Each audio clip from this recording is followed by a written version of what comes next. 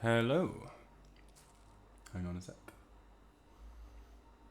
Okay, so I spent a lot of yesterday watching, after being a bit demoralised, I watched quite a lot of masterclasses on YouTube. Sounds ridiculous, right? But I'll just talk through what I saw. So the first thing is, you probably know of two-set violin, which is obviously really funny. But they did a masterclass with Maxim Vengerov, the violinist. And it was really interesting how Vengerov's imagination was really guiding the music, and he was shameless about it. And that was similar. I've never seen this guy talk before or do a masterclass, but I've seen him play, not in person. And I think what was clear is that we share an outlook on music.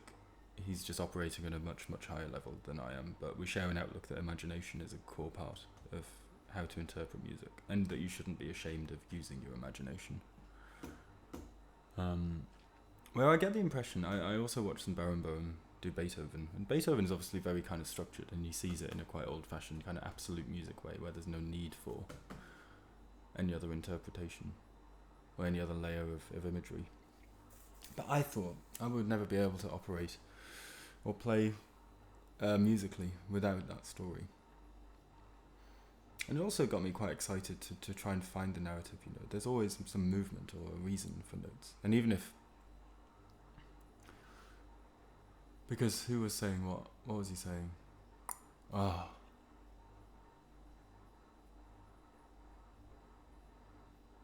no, that was Andras Schiff. So then I watched an Andras Schiff thing talk about Schubert. No, it was Beethoven as well. And yeah, so it's just interesting because Barenboim was thinking very structurally and musically, kind of in a formal way. Why is this music important relating to this music, but not delving any deeper than that, like in terms of how to connect with it. Vengerov was bypassing that altogether, kind of a given that you understand some of the structure and whatnot, and then talking about how to really connect with it and how to use your imagination and creativity. And I thought Andras Schiff, when he was talking about a bit of Beethoven, I thought he was kind of navel-gazing slightly. Because he was talking about kind of Dionysus or whatever, and blah blah blah. Was it that? It was something ridiculous. The Dionysian versus the something or other by Nietzsche, and this kind of like battle of two different things on different spectrums of the keyboard, and then how a trill can build up over time, and blah blah. He was clearly, and I thought it was a bit of kind of like a little bit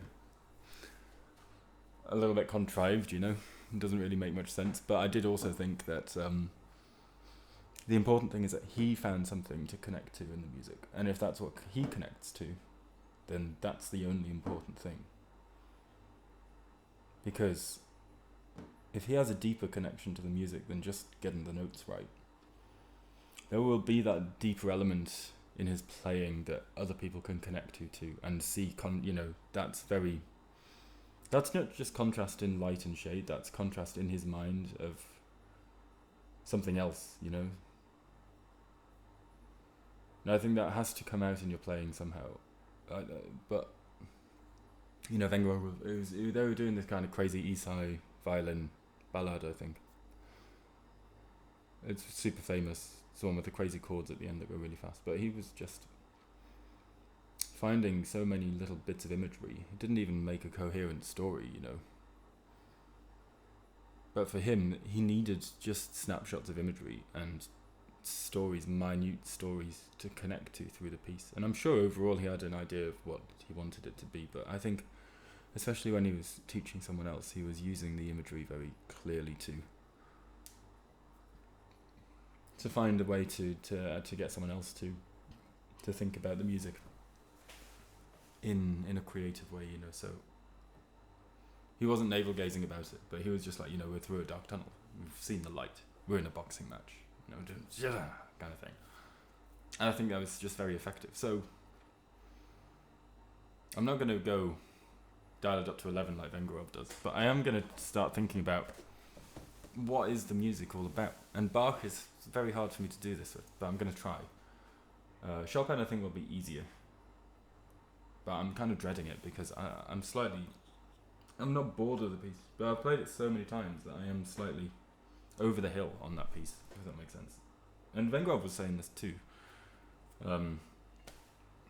that, you know, he lays pieces down for years, 10 years, 20 years. He hasn't played the Mendelssohn violin concerto in 20 years. And when he picked it up, he found it incredibly fun and fresh. And I think he was aware as well, again at a much higher level, that overplaying pieces is a way to kind of to ruin them for you, you know, to phone them in, because he played them so many times. So I think after I played the Chopin Ballade, both for the pianist I'm playing for, and also potentially the LRSM if I ever get around to doing it. I've been saying I'll do it for like 5 years now and I haven't.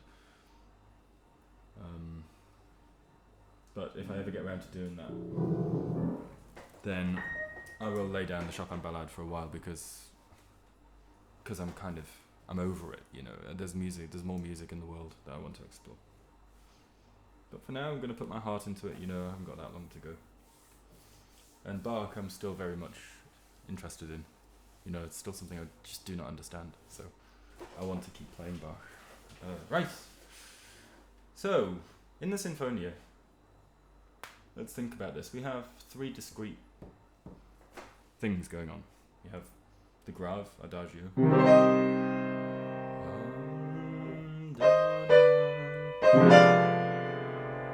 And I've got to think about what those impacts mean in the left hand. One, dum, dum, dum, one.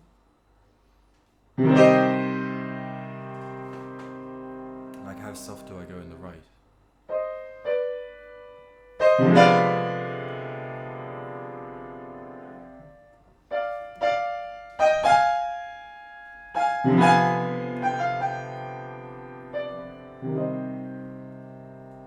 And is it that? Is each one of these chords equally strong?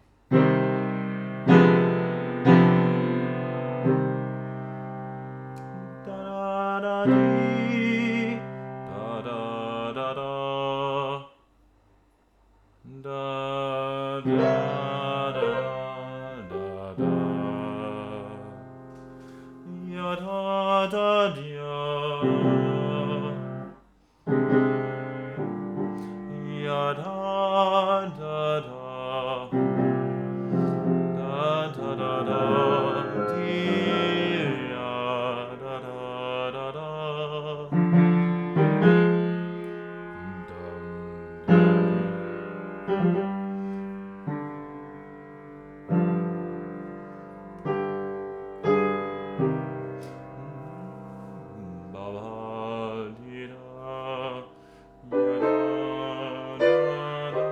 kind of climbing up.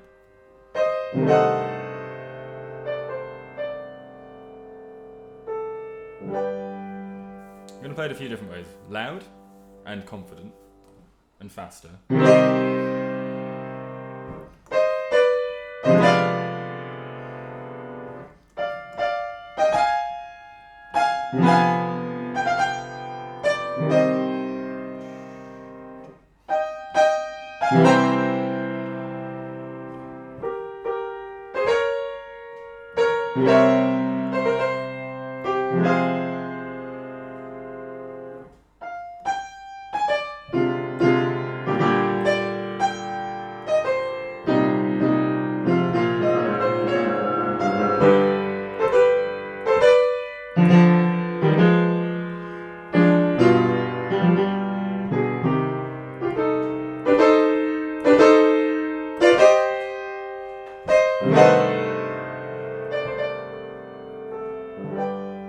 Too much, probably, right? Too much. But I feel like there's an energy there that's important. The building. Let's see where the chords go in the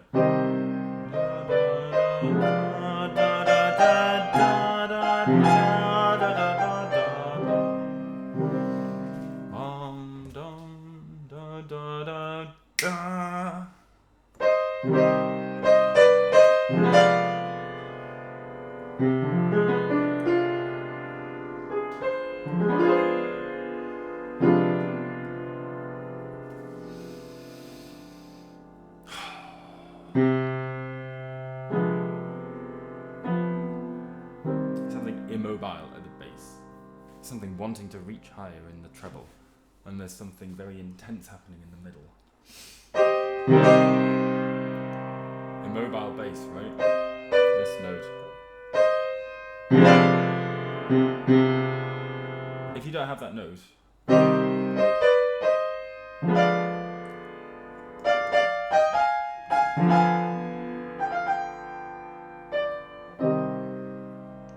that has so much more lightness to it. There's a dance there, right? So.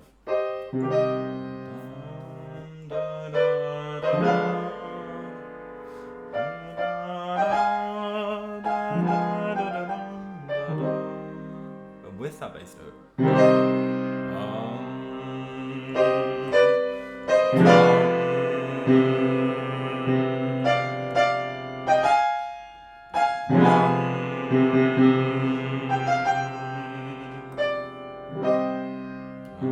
Stops at blossoming above, right? It's this fight, isn't it?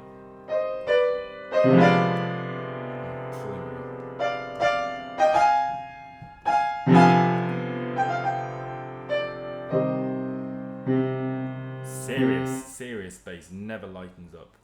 That's pulling you, that's anchored there for a long time. Because where we go. So I'm trying to work with it, you know?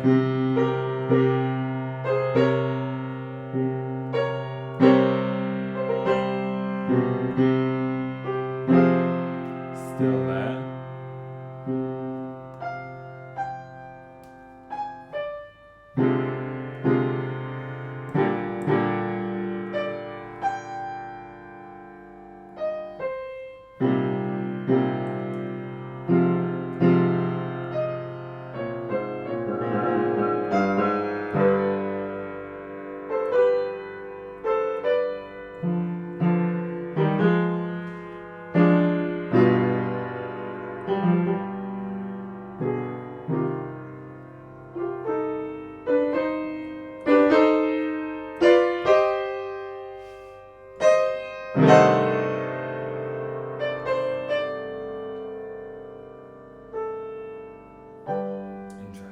Interesting. The bass doesn't go any direction but down for the whole piece. And only after a massive concession is made in the right hand. It's like, okay, we'll try a different tactic. And the bass is still going. It's like it has moved in the wrong direction. It's like, okay, I'll follow you down a bit more. Dun, dun, dun, dun.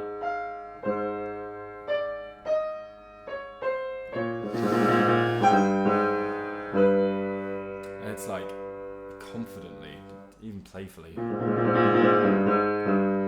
asserting itself. I'm not moving 1 inch for you. I'm moving downwards. I'm staying there.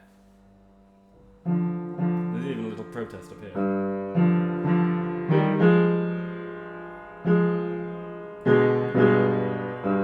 Still no.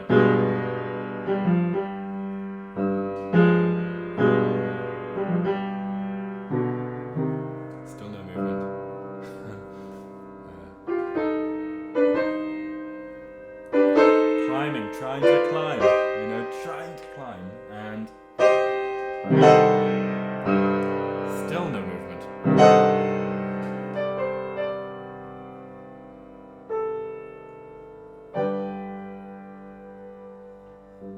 It's like we reach somewhere, but we reach somewhere entirely on the basis of where this line wants to go, you know. We reach this note here. The right hand is making sense. It's like this kind of... The right hand is desperately compromising and understanding and reaching out and trying to give the left hand, you know, this line down here, something, kind of a reason to compromise as well. There's like, you know, I'm moving so much, and this guy's just like oblivious to it, doesn't care. Done. No, I'm here, and I will not be moved, you know. There's like all the tricks up here to try and get this guy to move. And in my mind, this is the bad guy down here. There's a bad guy to the story here. See if this helps.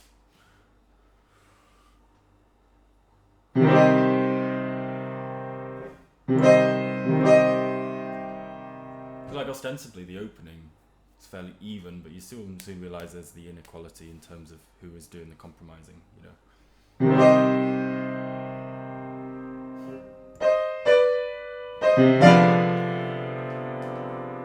See, it's almost like I don't want all of the rest to be too heavy. I want it to be a little weaker up here.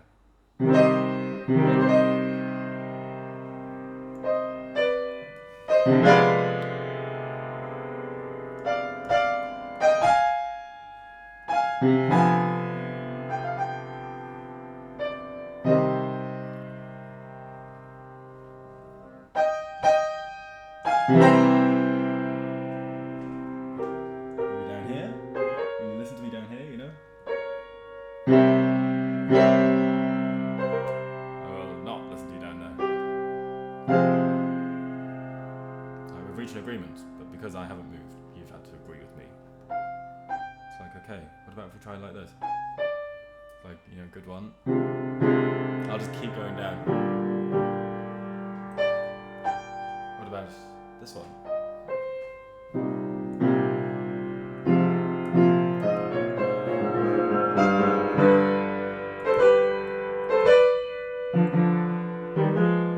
What about, you know, second person comes in like, come on.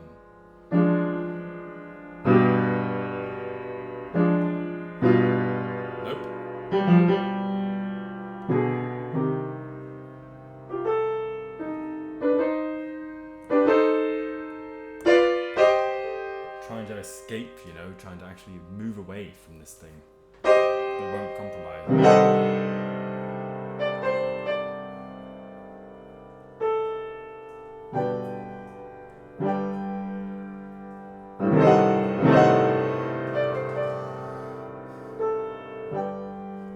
Let me just make sure I'm playing all the right notes. It's important. I believe I am.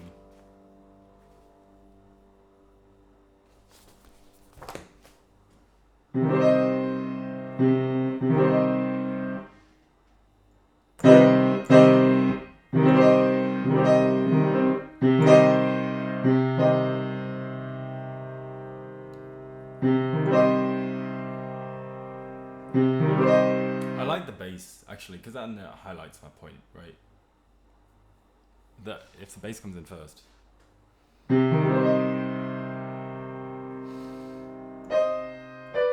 and is last to leave, then that's quite cool, right?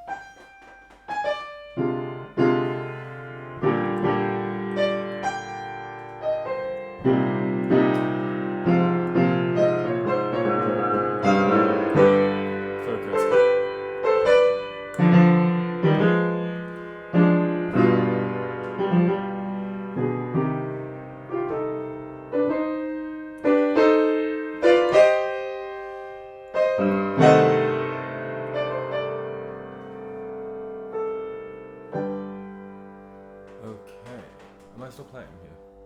Yeah, good. I think someone tried to call me. I am going to... I really want to keep going. Okay, but that feels good. I think I've cracked that. Like, uncompromising. You know?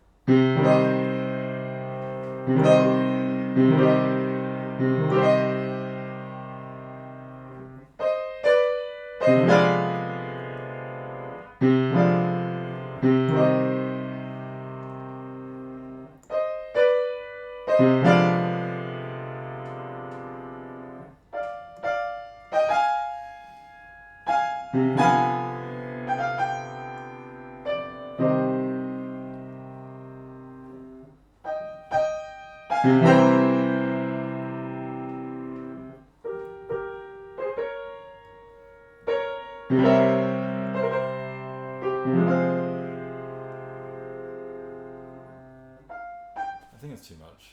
Because the right hand is really struggling there. I can't let that die away.